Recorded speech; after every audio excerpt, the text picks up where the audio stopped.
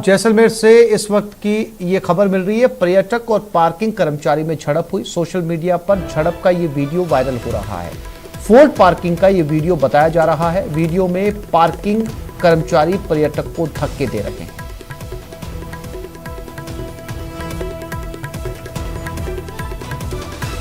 और श्रीकांत जैसलमेर से हमारे साथ जुड़ गए। श्रीकांत, आपसे समझना चाहेंगे कि पूरा माजरा था क्या ये?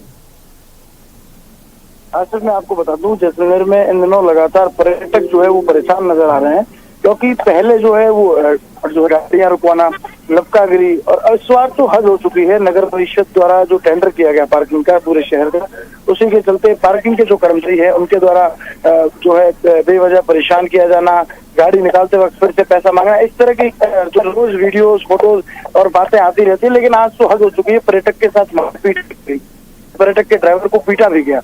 उन लोगों ने जो है बीच बचाव करने का प्रयास किया, तो उन लोगों को भी जो है वो मारपीट की गई है। दबंगाई जो है वो कहीं ना कहीं लगातार जारी है। अगर इसी तरह पर्यटकों के साथ मारपीट और बदसलूकी की गई तो आने वाले दिनों में पर्यटक जो है वो जैसलमेर की ओर आना ही बंद कर देंगे। जैसलमेर पूरा पर्यटकों पर जो है निर्भर करता है। यहाँ आर्थिक जो संबलता है वो केवल पर्यटक आने से मिलती है। श्रीकांत, वाकई हैरानी की बात है, जिस प्रदेश को अतिथि देव भव के लिए जाना जाता है, जहां का स्लोगन है पधारो हमारे देश, हम लोगों को बुलाते हैं, पूरी दुनिया को आमंत्रित करते हैं, वहां पर बाहर से आने वाले पर्यटक के साथ अगर वहां के स्थानीय लोग इस तरीके का दुर्व्यवहार करते हैं तो किस तरह की छवि बनेगी राष्ट्रीय और अंतर्राष्ट्रीय स्तर पर जैसलमेर की? आसिफ, मैं आपको एक बात कहना चाहूंगा। स्थानीय लोग जो है वो बड़े कोऑपरेटिव है। उन लोगों ने मदद की है और पर्यटकों को बचाया है। और साथ ही साथ जो लोग थे जिन्होंने मारपीट का प्रयास किया, जो पार्किंग के लोग हैं, उनके खिलाफ अब मोर्चा भी खोल दिया। लोगों ने सोशल मीडिया पर एक जो है वो वॉर शुरू कर दी है कि जल्द से जल्द पार्किंग का जो टेंडर है उसे कैंसिल किया जाए और सरकारी जो है वो पार्किंग को जो है वो संचालित किया जाए, क्योंकि लगातार जो है लंबे तरह की बदसलूकी की घटनाएं सामने आ रही थी। जानकारी के लिए आपका धन्यवाद। और बांसवाड़ा से इस वक्त की बड़ी खबर है। दो भाइयों में झगड़ा हुआ, एक की मौत हो चुकी है। गढ़ी थाना क्षेत्र के पनासी की घटना है। गढ़ी थाना पुलिस मौके पर पहुंच चुकी है। पुलिस ने शव को मोर्चरी में रखवाया। पत्नी ने हत्या का मुकदमा दर्ज करवा दिया।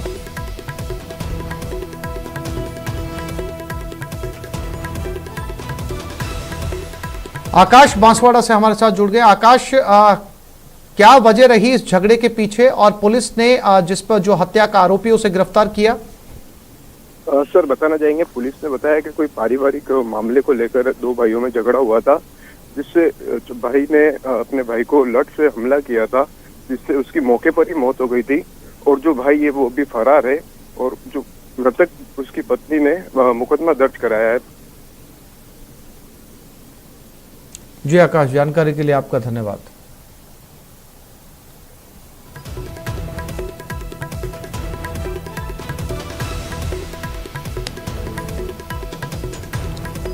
तो बांसवाड़ा से खबर है जहां पर पुलिस ने शव को मोर्चरी में रखवा दिया है। बताया जा रहा है दोनों सगे भाई थे। एक भाई ने दूसरे भाई की हत्या कर दी और पत्नी ने अपने पति के भाई पर हत्या का मुकदमा दर्ज करवाया है। आपसी विवाद था भाइयों के बीच, जिसको लेकर दोनों में लड़ाई हुई, झगड़ा हुआ और एक की मौत हो गई।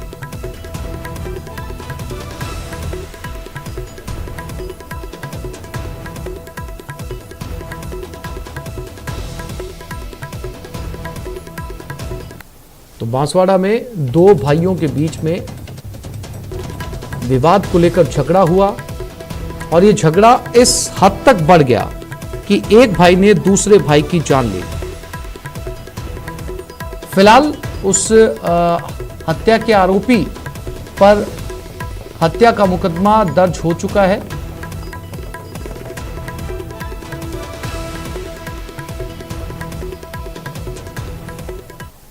और युवक की हत्या नागौर में आपसी रंजिश में एक युवक की हत्या कर दी गई। जायल में इस युवक की हत्या की गई। जायल थाने में फिलहाल हत्या का मामला दर्ज हो चुका है। यहां पर भी आपसी रंजिश का मामला था, यानी लगातार मानवता शर्मसार होती हुई और अपराध बढ़ते हुए नागौर में युवक की हत्या, बताया जा रहा आपसी रंजिश का मामला था। पुलिस ने हत्या का मुकदमा दर्ज कर लिया है नागौर के जायल में युवक की हत्या की गई।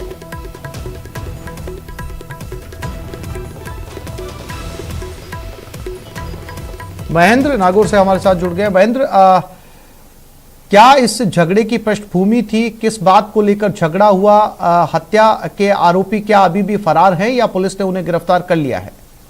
देखिए, हत्या के आरोपी अभी फरार है। 1 दर्जन से अधिक लोगों के खिलाफ ये मुकदमा दर्ज हुआ है। इस पूरी वारदात की पृष्ठभूमि ये है कि लंबे समय से 2 गुटों के बीच अवैध शराब व शराब के ठेकों को लेकर झगड़ा चल रहा है। जायल क्षेत्र में अवैध शराब और शराब के ठेकों और इन ब्रांचों को लेकर झगड़े की कई वारदातें पिछले 2 से 3 सालों में हो चुकी है। इसी वारदात का ये हिस्सा है जिसमें राजेश रलिया नामक एक युवक की हत्या कर दी गई है। इस पूरे प्रकरण में जिन लोगों पर आरोप है उनमें से कई आरोपी ऐसे हैं जिनके खिलाफ पहले से ही आधा दर्जन से अधिक मुकदमे दर्ज है। इस मामले में सुनील इनानिया, अनिल इनानिया सहित कुछ लोगों के खिलाफ जो मामला दर्ज है, ये वो आरोपी है जिनके खिलाफ आधा दर्जन से अधिक मुकदमे दर्ज है और ये पहले जेल भी जाकर आ चुके हैं। और पूरा जो प्रकरण है उसमें अब तक ये सामने आया कि शराब के ठेकों और अवैध शराब को लेकर जो रंजिश इनके बीच चल रही थी, उसी के कारण ये वारदात हुई है। गत रात्रि में राजेश को उसके घर से बुलाकर ले गए थे ये लोग। इसके बाद आज तड़के करीब 4 बजे घायल अवस्था में राजेश ने अपने पिता सोहन लाल को सूचना दी थी कि उसके साथ मारपीट हुई है फोन पर, लेकिन जब परिवारजन घटनास्थल पर पहुंचे तब तक उसकी मौत हो चुकी थी। और वहां एक और युवक सीताराम घायल अवस्था में मिला था जिसे इलाज के लिए रेफर कर दिया है। फिलहाल 1 दर्जन से अधिक लोगों के खिलाफ हत्या का मुकदमा दर्ज हुआ है। ये सनसनीखेज वारदात है। 1 दर्जन से अधिक लोगों ने पीट कर एक युवक की हत्या कर दी है। पूरा मामला अवैध शराब और शराब के ठेकों से जुड़ा हुआ है। अभी पुलिस ने पोस्टमार्टम सहित प्रक्रिया आगे बढ़ाई है और इस मामले में दबिश दी जा रही है ताकि जल्द से जल्द आरोपियों को गिरफ्तार किया जा सके। जी महेंद्र, जानकारी के लिए आपका धन्यवाद।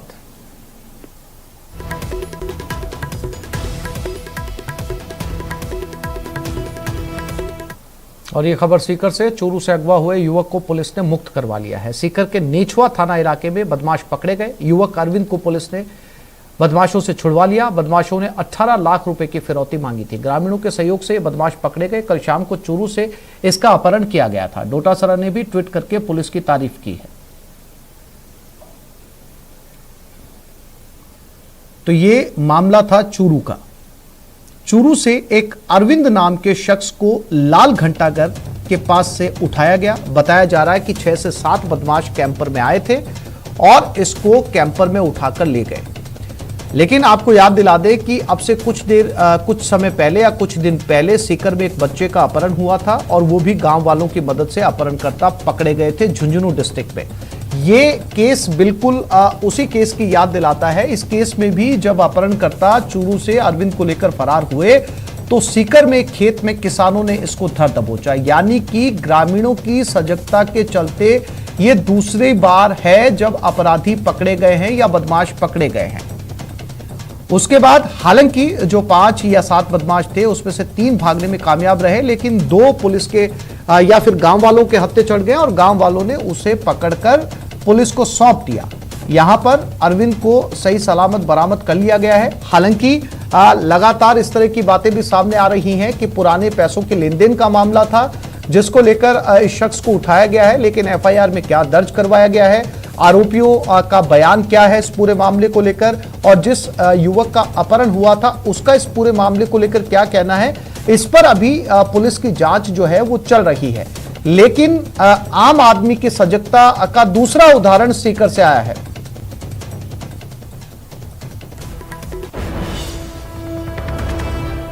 और चूरू में अपहरण मामले में अपडेट। पुलिस की गिरफ्त में एक आरोपी आर्मी का जवान भी है। राम गोपाल बताया जा रहा आर्मी का जवान। इस वक्त की एक बड़ी अपडेट इस अपहरण में दूसरा युवक हरीश दूधिया का बताया जा रहा है।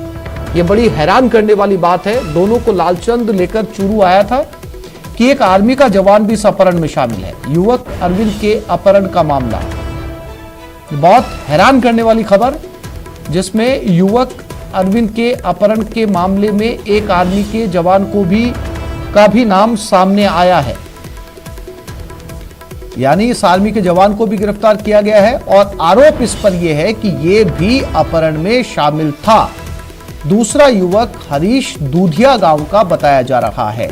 दोनों को लालचंद नाम का युवक चूरू लेकर आया था अरविंद का अपहरण करने के लिए।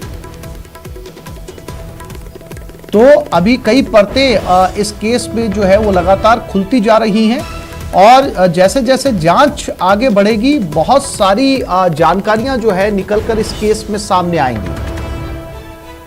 लेकिन इस पूरे अपहरण कांड में एक बार फिर से आम आदमी की सजगता, उसकी अवेयरनेस फिर से दिखाई दी है। ये पुलिस से ज्यादा अगर इन दोनों केसेस पर अगर किसी ने काम किया तो वो थे आम लोग। जब सीकर के अंदर एक स्कूली बच्चे का अपहरण किया गया तब भी गांव वालों की मदद से उस बच्चे को छुड़वाया गया और आज ये लगातार दूसरा केस जो फिर से सीकर से कनेक्ट हो रहा है। सीकर में गांव वालों ने इस अरविंद को छुड़ाया, लेकिन जो लोग इसका अपहरण करके ले जा रहे थे उन अपहरणकर्ताओं में बताया जा रहा है कि एक आर्मी का जवान यानी कि एक फौजी भी शामिल है। अब पुलिस जांच कर रही है इस मामले में ये जानकारी जुटाने की कि आखिर ये अपहरण क्यों किया गया था, क्या ये शुद्ध रूप से फिरौती का मामला था या फिर पुराने पैसों के लेन देन का मामला था।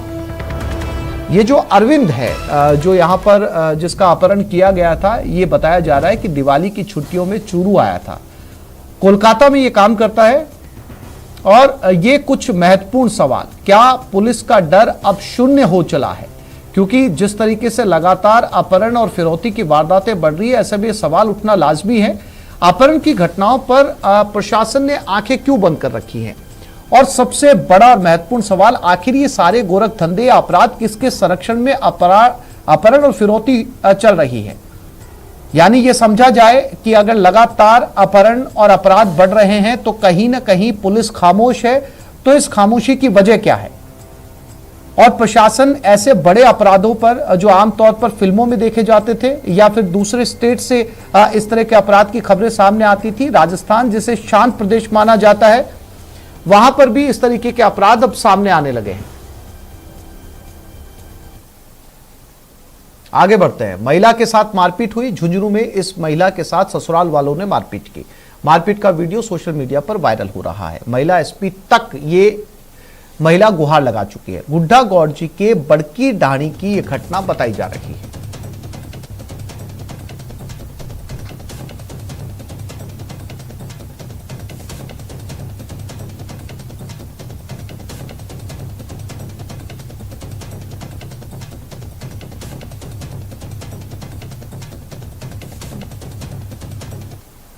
चूरू के एसपी दफ्तर में कार्यरत एक महिला पुलिसकर्मी से रोडवेज बस में छेड़छाड़ और विरोध करने पर मारपीट का मामला सामने आया। आरोपी ने महिला पुलिसकर्मी से NH-52 पर दौड़ती बस में थप्पड़ और घूंसों से मारपीट की, जिससे उसके नाक से खून बहने लगा। महिला पुलिसकर्मी की रिपोर्ट पर कोतवाली थाना पुलिस ने नामजद आरोपी के खिलाफ कोतवाली थाने में मुकदमा दर्ज करवाया। आरोपी युवक सुरेश कुमार गांव खासोली का निवासी है, जो कि चूरू में पड़ता है, जो राजकीय भटिया जिला अस्पताल में संविदा पर वार्ड बॉय का काम करता है। बताया जा रहा है यह आदतन शराबी है। पुलिस ने आरोपी युवक को प्रारंभिक तौर पर शांति भंग के आरोप में गिरफ्तार किया है।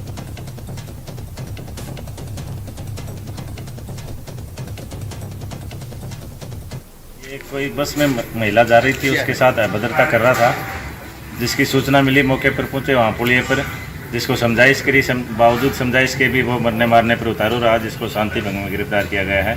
श्रीमान एसडीएम साहब को कल पेश किया जाएगा।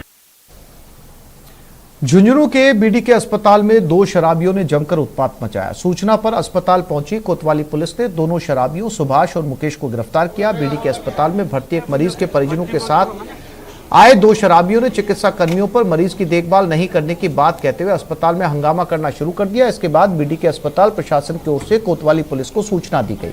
मौके पर पहुंची पुलिस ने दोनों को समझाने की कोशिश की, लेकिन वो शांत होने की बजाय लगातार उत्पात मचाते रहे। इसके बाद हिरासत में लेकर दोनों का मेडिकल करवाया गया। इसके बाद दोनों की गिरफ्तारी हुई।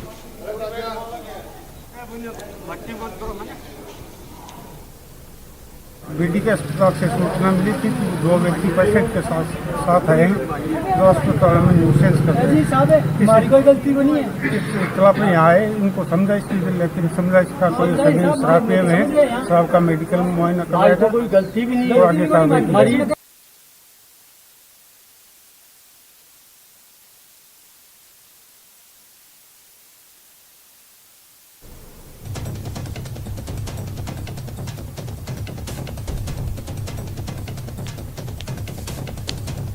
और जयपुर में खबर का दमदार असर, कचरा कचरा शहर अब जागा नगर निगम। न्यूज 18 राजस्थान की खबर के बाद निगम एक्शन में आया। जगह जगह लगे कचरे के ढेर को हटाने की कोशिशें शुरू हो चुकी है। लाल कोठी सब्जी मंडी में कचरे के अंबार को हटाया जा रहा। दिवाली पर कई टन कचरा यहां पर जमा हो गया था। निगम ने डंपर यूनिट भेजकर कचरे को साफ कराने की कवायद शुरू कर दी है।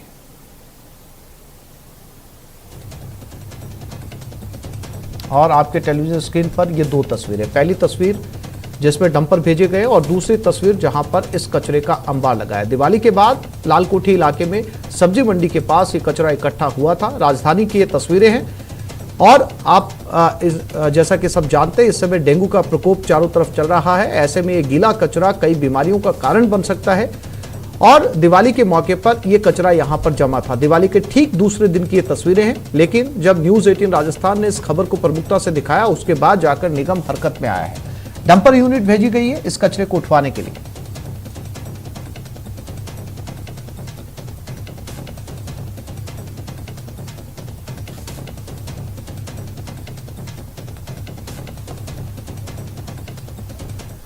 हनुमानगढ़ में युवक सुसाइड मामला, 5 दिन बाद भी युवक का शव नहीं उठाया गया।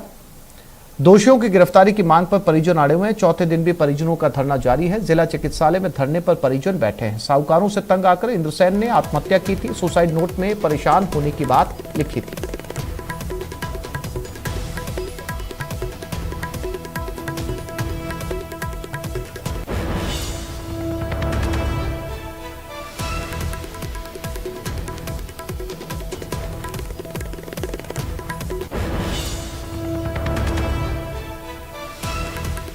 मशवरा किया कि हो सकता है कि ये केवल 306 का मामला नहीं हो कि 302 का हो। इसलिए उसके पोस्टमार्टम के लिए पूरे गांव की आसपास के सर्व समाज के लोग, जो भी सब लोग यहाँ पधारे, हर व्यक्ति से हमने राय लेके पोस्टमार्टम के लिए तैयार हुए हैं। 306 का प्रकरण दर्ज किया गया है। उसमें मृतक के परिजन और बेरोजगारों का सत्याग्रह। राजस्थान के युवा बेरोजगारों का गुजरात में डेरा, 25वें दिन भी गुजरात में सत्याग्रह पर युवा है। बेरोजगार कांग्रेस सरकार के खिलाफ गुजरात में डेरा डालकर बैठे। कंप्यूटर अनुदेशक भर्ती में शिथिलता देने की मांग की जा रही है।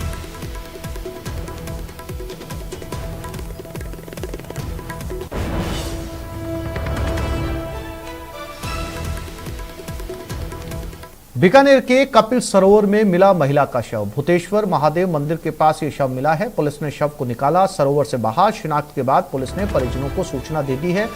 शव को कोलायत अस्पताल की मोर्चरी में रखवाया गया है। सूर्य ग्रहण के दौरान कल सरोवर में ये महिला नहाने आई थी।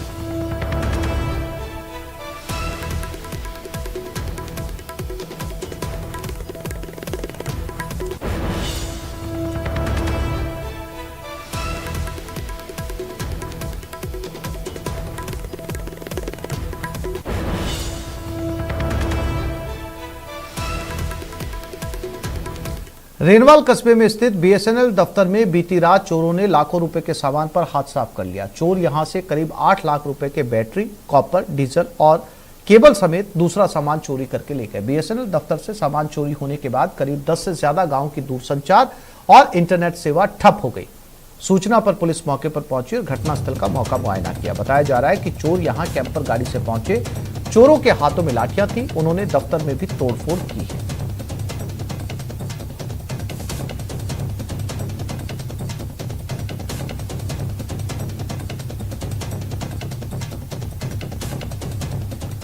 चोरों का आतंक 12 में। चोरों ने सूने मकान को निशाना बनाया। ताले तोड़कर 150 ग्राम चांदी और घरेलू सामान उड़ाकर ले गए। कॉलेज रोड स्थित धाकड़ कॉलोनी की एक घटना है। पीड़ित ने कोतवाली थाने में मामला दर्ज करवा दिया है।